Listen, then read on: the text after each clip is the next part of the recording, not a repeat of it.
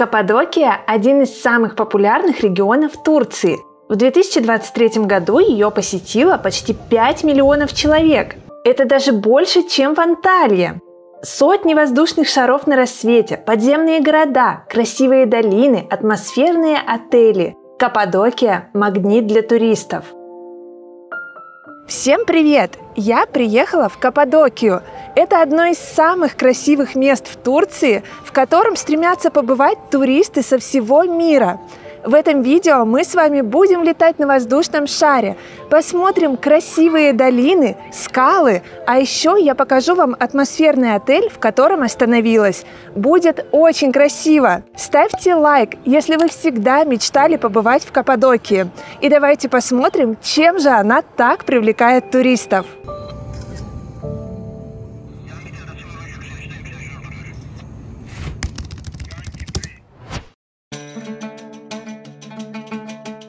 Многие туристы ездят в Каппадокию в рамках экскурсионных туров с курортов Анталии. Очень популярный туры с ночевкой, чтобы у вас была возможность полетать на воздушном шаре. Однако не меньшее число туристов приезжает в Каппадокию своим ходом. Это лучший способ насладиться ей без спешки. Попасть в Каппадокию из большинства городов Турции можно на самолете, а с курортов Анталии удобно доехать сюда на машине или на автобусе. Каппадокия – это большой регион Турции, состоящий из нескольких городов. Для своего путешествия я выбрала Гюреме. В этом уютном городке полно атмосферных отелей. Я выбрала красивый и доступный по цене вариант, который оказался будто одной большой фотозоной. Я поехала в Каппадокию не с экскурсией, а своим ходом. И одна из причин в том, что мне всегда нравились атмосферные отели Каппадокии, и мне очень хотелось пожить в одном из них. Они привлекают не каким-то современным дизайном. Их фишка в том, что они выполнены в виде пещер, тут повсюду камни, дерево.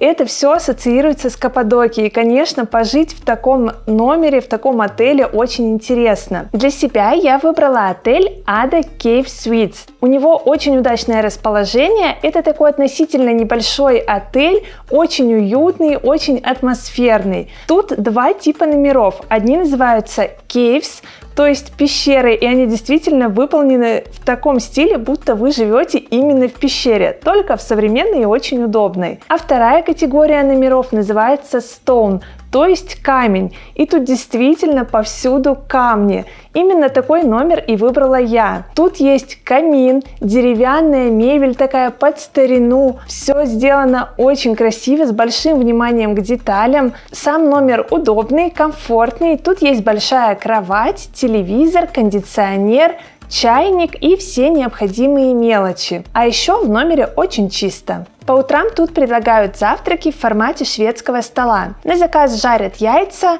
готовят пару горячих блюд. Также тут есть овощи, оливки, фрукты, сладости, выпечка. Выбор неплохой. Во дворе отеля сделано много фотозон, и вообще он оформлен так красиво, что здесь можно сделать замечательные фотографии на память о поездке в Каппадокию. Мне это тоже очень понравилось. А прямо с террасы отеля можно любоваться воздушными шарами. Я провела в этом отеле 3 дня. Мне все понравилось, поэтому в описании под видео оставляю для вас ссылочку, по которой вы сможете проверить цены на ваши даты, посмотреть фотографии категорий всех номеров и забронировать проживание. Пользуйтесь! Гюреме – маленький город, который состоит в основном из отелей, ресторанов и сувенирных магазинов. Кстати, товары для туристов здесь интересны. Керамика ручной работы и воздушные шары в разных видах станут отличным сувениром из Каппадокии. В Каппадокии мне хотелось попробовать традиционное для этого региона блюдо – гювеч. Это мясо или овощи, которые запекают в печи на глиняной сковороде. Очень вкусный гювеч я попробовала в ресторане Айселин. Его название я напишу для вас в описании под видео.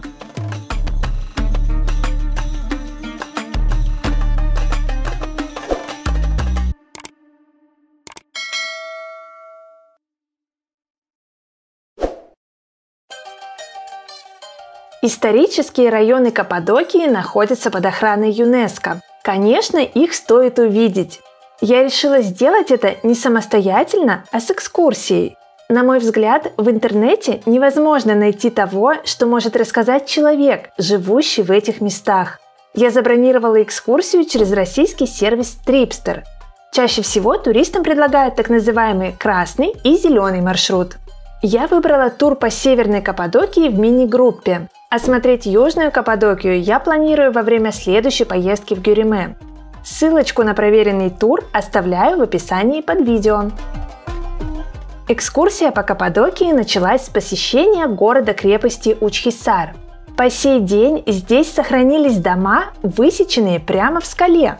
Мне удалось увидеть, как они выглядели изнутри. Только представьте, люди жили в таких домах до 1952 года. На экскурсии вы узнаете, почему эти жилища комфортнее, чем кажутся на первый взгляд. В долине монахов вы увидите необычные скалы в виде грибов и поймете, как они связаны с монахами.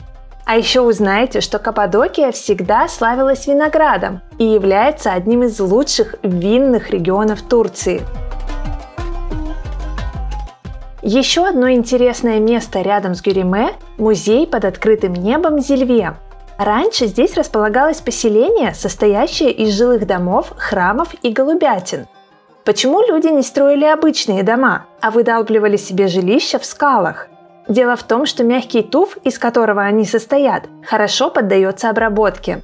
Жить в пещерах было комфортно и безопасно, поэтому в Каппадокии образовались подземные города. В стоимость экскурсии, которую я выбрала, входил обед в ресторане со шведским столом. Выбор блюд оказался достойным – горячие, салаты, фрукты, десерты. Каппадокия славится керамикой ручной работы с красивой росписью. Почти вся она производится в небольшом поселении Аванос. Традиционно в нем жили гончары. По сей день здесь трудятся искусные мастера. Вы можете полюбоваться их работами и купить что-то на память. А в долине любви можно загадать желание встретить свою половинку. А если она уже есть, купить небольшой кувшинчик и написать на нем ваши имена. Оставив его на дереве в долине любви, вы закрепите свою вечную любовь. А после экскурсии по таким чудесным местам вы почувствуете и любовь к Каппадокии.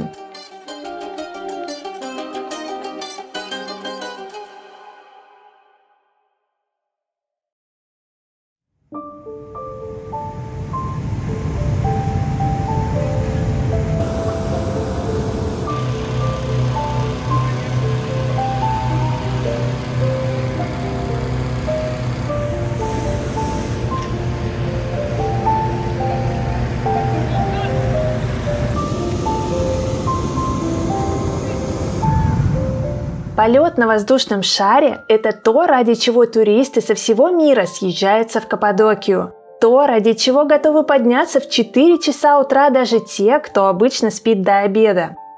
Почему шары летают именно на рассвете? Потому что в теплое время года после восхода солнца из-за неравномерного прогрева Земли возникают мощные потоки воздуха, которые могут сделать полет почти неуправляемым. Многие спрашивают, не страшно ли летать на воздушном шаре, как контролируется полет и не могут ли шары случайно столкнуться.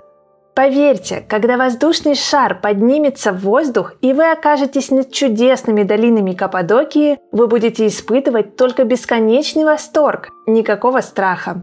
За безопасность полета отвечает опытный пилот, который прошел серьезную подготовку и налетал 300 учебных часов, прежде чем поднять в воздух первых пассажиров.